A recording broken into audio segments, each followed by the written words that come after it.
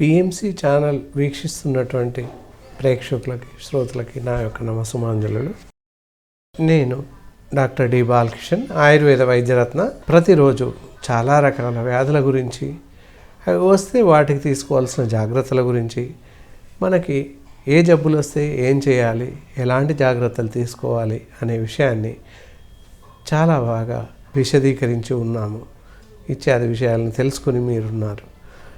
ఇంకా అయినప్పటికీ మనకు తెలియని వింత జబ్బులు, అసలే తెలియనటువంటి జబ్బులు రావడం ఇలాంటివి జరుగుతున్నాయి. వచ్చాక ఏం చేయాలి, వస్తే ఎలా తెలుసుకోవాలి అనే ఇత్యాది విషయాలన్నీ కూడా మనం నేర్చుకోవాల్సిన అవసరం ఎంతైనా ఉంది. ఇలా ఎంత తెలుసుకున్నప్పటికీ వ్యాధుల గురించి ఇంకా తెలుసుకోవాల్సిన అవసరం ఎంతో ఉంది. మనకు తెలిసింది కాస్తే, కానీ తెలుసుకోవాల్సింది ఇంకా ఉంది.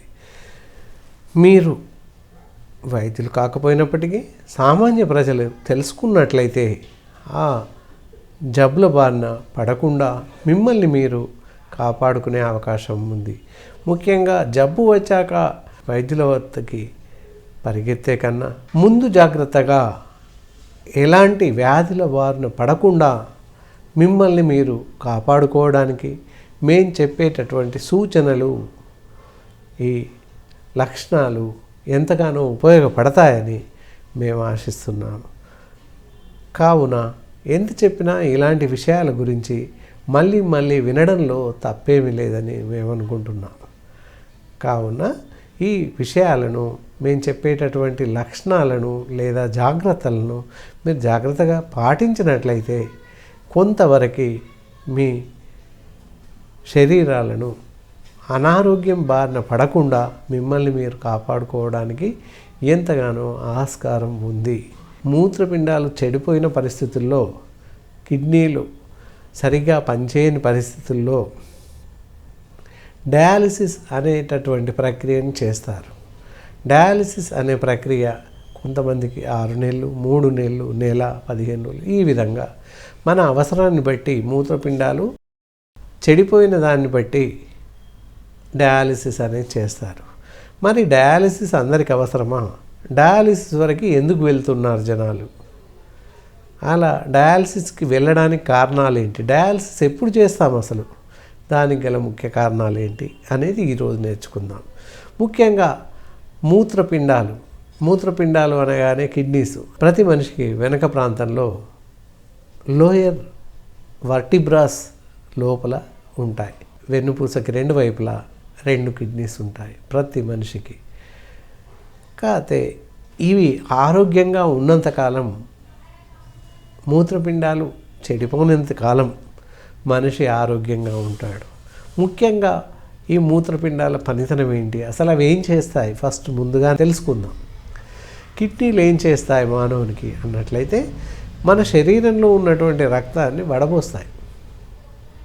వడబోసి మన శరీరానికి ఉన్నటువంటి అవసరం ఉన్నటువంటి ప్రోటీన్స్ని, రక్తంలో ఉన్నటువంటి అబ్జార్ప్షన్ని, శరీరానికి అవసరం ఉన్నటువంటి మంచి లక్షణాలు గల శక్తిని అంతాను శరీరానికి పంపిస్తుంటాయి. ఇంకా మలినాలను మూత్రం ద్వారా, ఆ చెమట ద్వారా కిందికి పంపిస్తాయి కిడ్నీలు ముఖ్యంగా రక్తాన్ని ఫిల్టర్ చేసి అందులో ఉన్న విషవాయువులను, విషద్రవ పదార్థాలను మూత్రం రూపంలో బయటకు విసర్జింపచేస్తాయి. అంటే మూత్రపిండాల పాత్ర మానవుని శరీరానికి ఎంతగానో అవసరమైనటువంటి అవయవాలు. కాబట్టి వాటిని అనారోగ్యం పాలు కాకుండా జాగ్రత్తగా కాపాడుకోవడం మన బాధ్యత. మూత్రపిండాలు బాగా ఉన్నట్టయితే, ఎలాంటి జబ్బుకు లోను కాకుండా ఉన్నట్లయితే ఈ డయాలిసిస్ అనే ప్రక్రియ వరకు మనం వెళ్ళాము. ఎప్పుడు వస్తుంది మరి మనకి లక్షణాలు ఏంటి? కిడ్నీలు చెడిపోతున్నాయి అని తెలియాలి. మనకి ఎలా తెలుస్తుంది సామాన్య మానవునికి అని అన్నట్లయితే, లక్షణాలలో మనం ముఖ్యంగా గుర్తెరిగే లక్షణాలలో కాళ్ళు, శరీర భాగాలు వాచిపోతుంటాయి. నడుస్తున్నా, కూర్చున్నా, ఎలాంటి సందర్భాల్లో కాళ్ళు మొత్తం వాపు వస్తాయి. అప్పుడు మనం అనుమానించాల్సిన అవకాశం ఉంది. ప్రాబ్లం ఏంటి?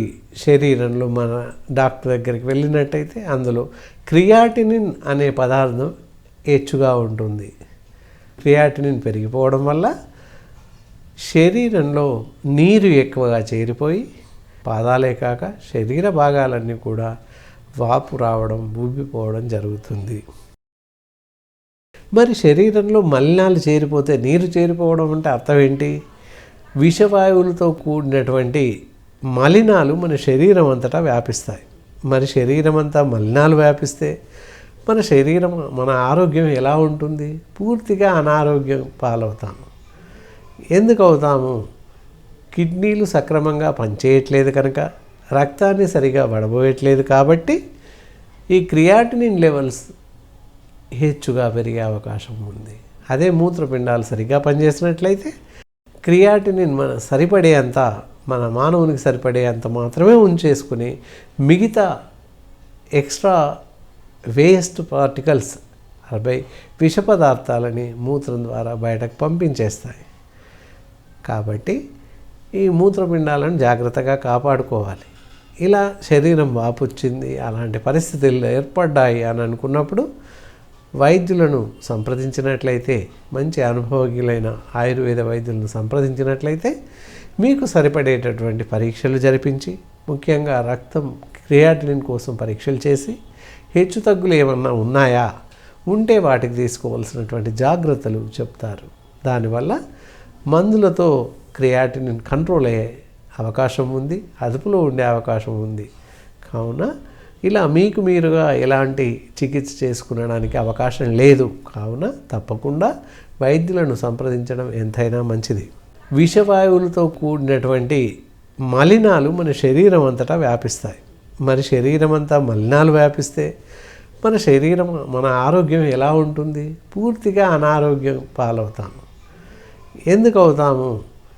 కిడ్నీలు సక్రమంగా పనిచేయట్లేదు కనుక, రక్తాన్ని సరిగా వడబోయట్లేదు కాబట్టి ఈ క్రియాటినిన్ లెవెల్స్ హెచ్చుగా పెరిగే అవకాశం ఉంది.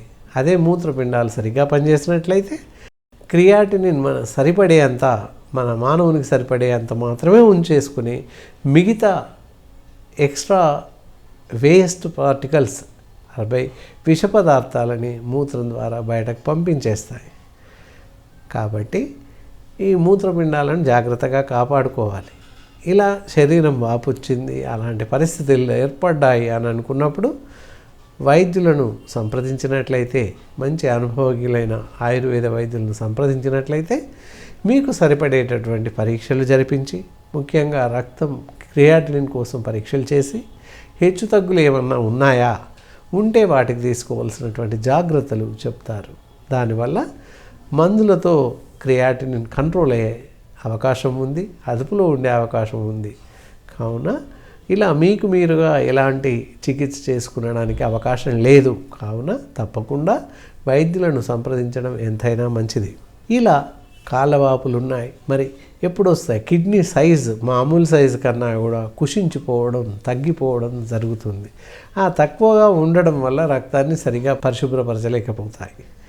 మరీ అక్రానిక్ అంటాం. మామూలుగా కొంతవరకు పరిశుభ్రపరుస్తాయి అంటే కొంచెం తగ్గింది కిడ్నీ సైజ్ అని అర్థం. మరీ ఎక్కువగా తగ్గిపోయినప్పుడు పూర్తిగా ఒళ్ళంతా విషపు నీరు చేరిపోతుంది, అంటే కిడ్నీ సైజ్ పూర్తిగా చిన్నబడిపోతుంది. అంటే ఎలాంటి పరిస్థితుల్లో వడబోత విధానం పూర్తిగా తగ్గింది అని అర్థం.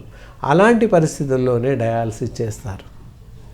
డయాలసిస్ వరకు వెళ్ళకూడదు అనుకున్నట్లయితే మనం జాగ్రత్తగా ఉండడం మంచిది. మంచి పరిశుభ్రమైన నీరు, కాచి వడబోసిన నీరు తాగితే చాలు. ఏ మినరల్ వాటరు లేదా బయట కొనుక్కునే వాటర్ అస్సలే తాగకూడదు. అది ఎంతవరకు తెలియదు. అందరూ అనుకుంటారు ఫిల్టర్ వాటర్ బయట కొనుక్కొని తాగితే మంచిదని అనుకుంటారు. కానీ అది పూర్తిగా దురభిప్రాయం, తప్పుడు అభిప్రాయం. మనకి MCH మున్సిపల్ వాళ్ళు సప్లై చేస్తున్నటువంటి నీరు ఎంతో శ్రేయస్కరం. వాటిని వడబోసుకొని మరీ అవసరమైతే వాడిని మరిగించి చల్లార్చి తాగినట్లయితే ఈ కిడ్నీ జబ్బులు, మూత్రపిండ వ్యాధులు రావు. మరి ఇంకా కొన్ని రకాల జబ్బులు రాకుండా మన దరికి చేరకుండా ఉంటాయి. ముఖ్యంగా నీటితోని మూత్రపిండాల వ్యాధులు ఎక్కువగా వచ్చే అవకాశాలు ఉన్నాయి కనుక మంచి పరిశుభ్రమైనటువంటి నీటిని తాగడం ఎంతైనా శ్రేయస్కరం. దానితో పాటుగా ఈ శీతల పానీయాలు, సాఫ్ట్ డ్రింక్స్ అంటారు ఇంగ్లీష్లో, ఆ కూల్ డ్రింక్స్, ఎలాంటి కూల్ డ్రింక్స్ కూడా తాగకపోవడం చాలా మంచిది. అలా కూల్ డ్రింక్స్ తాగడం వల్ల కూడా మూత్రపిండాలకు ఎంతో హాని చేస్తుంది. ఇంకా ఇతరత్ర మనం ఏం చేస్తే మూత్రపిండాలు చెడిపోతున్నాయి, మనం చేసేటటువంటి విధానాలేంటి, ఏమి చేయకపోతే మూత్రపిండాల జబ్బులు రాకుండా ఉండడానికి తీసుకోవాల్సిన జాగ్రత్తల గురించి ముందు తెలుసుకుందాం. ఎలాంటి ఆహార పదార్థాలు తీసుకోవాలి, ఎలా జీవించాలి అనేది ఇక్కడ చెప్పుకుందాం. ముఖ్యంగా శీతల పానీయాలు, కూల్ డ్రింక్స్ అంటాము. ఎలాంటి కూల్ డ్రింక్స్ కూడా తాగకూడదు. ఎవరికి వారుగా మనం సెల్ఫ్ సాటిస్ఫాక్షన్ మనంగా అనుకోవడం అన్నమాట. మనసుని జాగ్రత్త పరుచుకొని ఏం కాదులే, స్ప్రైట్ తాగితే ఏం కాదు, లేదా మజా తాగితే ఏం కాదు, థమ్స్అప్ తాగితే ఏం కాదు అని చెప్పేసి మనంగా అనుకోవడమే తప్ప ఏ కూల్ డ్రింక్లో అయినా కూడా ఏమీ లేదు, ఎలాంటి సారము లేదు, ఎలాంటి శక్తి రాదు దానివల్ల మనకి. కాబట్టి ఎలాంటి శీతల పానీయాలు, కూల్ డ్రింక్స్ తాగకూడదు. ఈ మధ్యకాలంలో ఒరిజినల్ కూల్ డ్రింక్స్ అని చెప్పేసేసి రావడం జరుగుతుంది. పేరు చెప్పడమే తప్ప అందులో ఏమీ లేదు. కాబట్టి ఏ పేరుతో వచ్చినా, ఎలా వచ్చినా శీతల పానీయాలు అసలే రాకూడదు. దానివల్ల మూత్రపిండాల జబ్బులు రావడానికి 100కి 80% కూల్ డ్రింక్సే కారణం. కావున మానేయాలి. అంతేకాకుండా మనం తీసుకునే ఆహార పదార్థాలు కూడా సాత్వికంగా ఉండడం, అంటే అన్ని కూరగాయలు, ఆకుకూరలు తీసుకోవడం ఎంతైనా మంచిది. రెడ్ మీట్ పూర్తిగా నిషిద్ధం, తినకూడదు. జంక్ ఫుడ్స్, ఫ్రై ఫుడ్స్ ఇలాంటివి, నూడిల్స్, మ్యాగీ ఇలాంటి పదార్థాలు అసలే తినకూడదు. వాటి వల్ల కూడా శరీరంలో విషతుల్యమైన పదార్థాలు తయారై శరీరానికి హాని చేస్తున్నాయి. కావున ఇవన్నీ మానేయాల్సి ఉంటుంది. అంతేకాక ఈ రోజుల్లో ఎక్కువ మంది రైస్ వండేసుకోవడం, బయట నుంచి కర్రీస్ పార్సల్ తెచ్చుకొని తినడం జరుగుతుంది. ఈ కర్రీస్ అన్నీ కూడా కవర్స్లో వేసిస్తున్నారు. వేడికి రెడ్యూస్ అయ్యి కరిగిపోతుంది. కనుక మనం తీసుకొచ్చేటటువంటి ఆహారంలో ప్లాస్టిక్ పూర్తిగా కరిగి ఆహారంతో పాటు మన శరీరంలోకి వెళుతుంది. దానివల్ల కిడ్నీస్ క్యాన్సర్, ఇంకా వేరే ఆప్థాల్మిక్ రెటినోపతి అండ్ ఇలాంటివి క్యాన్సర్స్ కూడా వచ్చే అవకాశాలు ఉన్నాయి. కావున ఈ పాలిథిన్ పేపర్లో ప్యాక్ చేసుకొని వచ్చేటటువంటి ఆహార పదార్థాలు ఏవైనా కానీ తినకుండా ఉండడమే మంచిది. బయట ఆహారం అసలు తినకపోవడం మన ఆరోగ్యానికి అన్నింటికన్నా మంచిది. కాబట్టి ఈ విషయాలను తప్పకుండా పాటిస్తే మూత్రపిండాల వ్యాధులు, ఇతరత్ర వేరే వ్యాధులు కూడా రాకుండా ఉండే అవకాశం ఉంది. మనం తీసుకునే ఆహార పదార్థాలు కూడా సాత్వికంగా ఉండడం, అంటే అన్ని కూరగాయలు, ఆకుకూరలు తీసుకోవడం ఎంతైనా మంచిది. రెడ్ మీట్ పూర్తిగా నిషిద్ధం, తినకూడదు. జంక్ ఫుడ్స్, ఫ్రై ఫుడ్స్ ఇలాంటివి, నూడిల్స్, మ్యాగీ ఇలాంటి పదార్థాలు అసలే తినకూడదు. వాటి వల్ల కూడా శరీరంలో విషతుల్యమైన పదార్థాలు తయారై శరీరానికి హాని చేస్తున్నాయి. కావున ఇవన్నీ మానేయాల్సి ఉంటుంది. అంతేకాక ఈ రోజుల్లో ఎక్కువ మంది రైస్ వండేసుకోవడం, బయట నుంచి కర్రీస్ పార్సల్ తెచ్చుకొని తినడం జరుగుతుంది. ఈ కర్రీస్ అన్నీ కూడా కవర్స్లో వేసిస్తున్నారు. వేడికి రెడ్యూస్ అయ్యి కరిగిపోతుంది. కనుక మనం తీసుకొచ్చేటటువంటి ఆహారంలో ప్లాస్టిక్ పూర్తిగా కరిగి ఆహారంతో పాటు మన శరీరంలోకి వెళుతుంది. దానివల్ల కిడ్నీస్ క్యాన్సర్, ఇంకా వేరే ఆప్థాల్మిక్ రెటినోపతి అండ్ ఇలాంటివి క్యాన్సర్స్ కూడా వచ్చే అవకాశాలు ఉన్నాయి. కావున ఈ పాలిథిన్ పేపర్లో ప్యాక్ చేసుకొని వచ్చేటటువంటి ఆహార పదార్థాలు ఏవైనా కానీ తినకుండా ఉండడమే మంచిది. బయట ఆహారం అసలు తినకపోవడం మన ఆరోగ్యానికి అన్నింటికన్నా మంచిది. కాబట్టి ఈ విషయాలను తప్పకుండా పాటిస్తే మూత్రపిండాల వ్యాధులు, ఇతరత్ర వేరే వ్యాధులు కూడా రాకుండా ఉండే అవకాశం ఉంది. ఇంకా ముఖ్యమైన సూచన ఏంటంటే, మనం వాడుతున్న మందుల వల్ల కూడా మూత్రపిండాల పైన బరువు పడుతుంది. తెలియకుండా వాడేటటువంటి మందులు, మనకు తెలియకుండా కొంచెం జలుబు, జ్వరం రాగానే, తలనొప్పి లేవగానే, ఒళ్ళు నొప్పి లేవగానే మెడికల్ షాప్కి వెళ్ళడం, గోళీ తెచ్చుకొని వాడడం, ఇలాంటివి అసలు చేయకూడదు. దానివల్ల చాలా విష ప్రభావం ఉంటుంది. ముఖ్యంగా అసంబద్ధంగా వాడేటటువంటి మందుల వల్ల మూత్రపిండాలమైన చాలా ఎఫెక్టివ్ చూపిస్తుంది, చాలా ప్రమాదం. కాబట్టి వీటిలో వాడుతున్నటువంటి మందుల్లో ముఖ్యంగా నొప్పులకు వాడుతున్నటువంటి మందులు, ఇతరత్రా వాడే మందులు, తర్వాత బీపీకి వాడుతున్న మందులు కూడా కిడ్నీలకు చేస్తున్నాయి.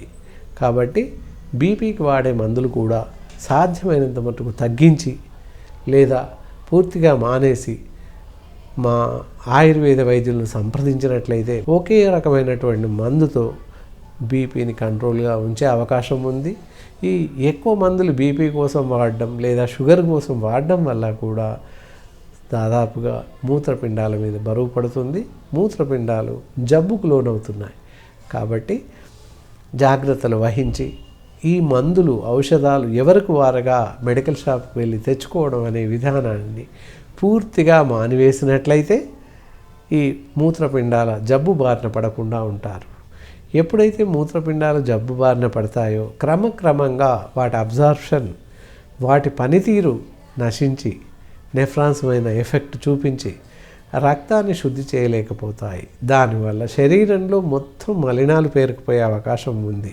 దాంతో నెలకు ఒకసారి, 2 నెలలకు ఒకసారి డయాలసిస్ లేదా 15 రోజులకు ఒకసారి డయాలసిస్ చేసే అవకాశం ఉంది. ఈ ప్రయత్నాలు చేస్తూ ఉంటే డయాలసిస్ బారి నుంచి పూర్తిగా తప్పించుకునే అవకాశం ఉంది. కాబట్టి తప్పకుండా మనం చెప్పినటువంటి జాగ్రత్తలు క్రమం తప్పకుండా పాటిస్తే తప్పనిసరిగా మనం డయాలసిస్కి వెళ్ళకుండానే మూత్రపిండాలు జబ్బు బారిన పడకుండా ఆరోగ్యంగా జీవించే అవకాశం ఉంది. అయినప్పటికీ ఇన్ని జాగ్రత్తలు తీసుకున్నప్పటికీ ఎక్కడో అక్కడ తప్పనిసరి మూత్రపిండాలు జబ్బు బారిన పడే అవకాశం ఉంది. అలా పడ్డప్పుడు మాలాంటి అనుభవజ్ఞులైనటువంటి ఆయుర్వేద వైద్యులను సంప్రదించినట్లయితే డయాలసిస్కి వెళ్ళేటటువంటి వ్యాధిగ్రస్తులకు కూడా స్వస్థత చేకూర్చి మేమిచ్చే ఔషధాల ద్వారా డయాలసిస్ బారిన పడకుండా మందుల ద్వారా పూర్తిగా తగ్గించే అవకాశం ఎంతైనా ఉంది. ఇంతేకాకుండా ముఖ్యంగా మేము తీసుకునేటటువంటి జాగ్రత్తల్లో పరీక్షలు చేపిస్తే అల్ట్రాసౌండ్ స్కాన్ ద్వారా కూడా మూత్రపిండాలు ఏ బారిన ఎంతవరకు నష్టపోయాము, ఎలాంటి నష్టం ఉంది, ఎంతవరకు నష్టం చేకూరింది అనే విషయం ఈ రోజుల్లో తెలుస్తుంది. కనుక ఎక్కువ బాధపడాల్సిన అవసరం లేకుండా అతి తక్కువ ఖర్చుతో, అతి తక్కువ పరీక్షలతో మనని మనం కాపాడుకునే అవకాశం ఉంది. ఈ మాత్రానికి మనం ఎక్కడికో వెళ్తే వాళ్ళు సిటీ స్కాన్లని, ఎంఆర్ఐలని ఏవేవో తీసి లక్షలు ఖర్చు అయ్యి చివరికి మీకు డయాలసిస్ చేయాలని చెప్తారు. అదంతా లేకుండా మీకు కొంచెం డౌట్ వచ్చింది, కాళ్ళు చేతులు వాపున్నాయి అన్న పరిస్థితుల్లో ప్రత్యేకంగా మొదలే మమ్మల్ని సంప్రదించినట్లయితే అసలు మూత్రపిండాల లోపం ఏమైనా ఉందా లేదా అనేది నిర్ధారించుకొని ఆ పైన సరైనటువంటి మందులు, ఔషధాలు మీకు సజెస్ట్ చేసే అవకాశం ఉంది. కావున తప్పకుండా ఇలాంటి లక్షణాలు ఏవైనా మీకు తెలిసిన సందర్భాల్లో మీరు గ్రహించి ఉంటే మమ్మల్ని సంప్రదించి సరైన వైద్య సేవన విధానాన్ని మీరు తీసుకుంటారని అనుకుంటున్నాను. దీనికి మంచి చికిత్సా విధానం ఉంది. కాకపోతే ఇంట్లో దీనికి సరైనటువంటి వైద్యం, చికిత్స చేసుకోవడానికి అవకాశం అసలే లేదు. మీరు అనుకోవచ్చు ఇంట్లో చేసుకోవాల్సినటువంటి వైద్యం గురించి, చిట్కాల గురించి డాక్టర్ గారు ఏం చెప్పలేదు అని మీరు అనుకోవచ్చు. కానీ ఇంట్లో గృహ వైద్యం కానీ, చిట్కా వైద్యం కానీ ఏమీ లేదు. మీకు మీరుగా చేసుకునే అవకాశాలు లేవు. కాబట్టి మీరు ఇంట్లో చేసుకోవాల్సింది ఒకటే, పరిశుభ్రమైన నీటిని తాగడమే మీరు చేయాల్సినటువంటి పని. అంతకు మించి వేరే లేదు. ఉప్పు పదార్థాలు తగ్గించాలి. ఇలా డయాలసిస్ స్టేజ్కి వచ్చింది అన్నప్పుడు నీటిని తక్కువగా తాగడం, ఇలాంటివి చేయడం వల్ల డయాలసిస్ బారి నుంచి త్వరగా కోలుకునే అవకాశం ఉంది. మేము సూచించిన మందులను క్రమం తప్పకుండా వాడడం, ఆహార పదార్థాలు ఇత్యాది విషయాలని మేము కూలంకుషంగా చెప్తాం. కనుక ఆ ఆహార పదార్థాలు మేము చెప్పిన రీతిలో వాడినట్లయితే డయాలసిస్ అనే ప్రమాదం నుంచి మీరు తప్పించుకునే అవకాశం ఉంది, త్వరగా కోలుకునే అవకాశం కూడా ఉంది. ముఖ్యంగా సాల్ట్, ఉప్పుని తగ్గించి వాడడం ఎంతైనా మంచిది. దీనివల్ల కూడా ఎక్కువగా ఉప్పులు పేరుకుపోయి ఈ కిడ్నీస్ మూత్రపిండాలు సరిగా పనిచేయలేకపోతాయి. కాబట్టి ఉప్పు పదార్థాలను తగ్గించడం మంచిది. అన్ని జాగ్రత్తలు తీసుకొని అలాగే మంచి సమయానుకూలంగా అలక్ష్యం అశ్రద్ధ చేయకుండా వైద్యులను సంప్రదించి మీ యొక్క అనారోగ్య లక్షణాలను వారికి చెప్పి మీరు సరైన మందులు వాడినట్లయితే మంచి రిజల్ట్స్, మంచి ఫలితాలను పొందుతారు. ఈ కార్యక్రమం ఇంతటితో ముగిస్తున్నాను. శుభం.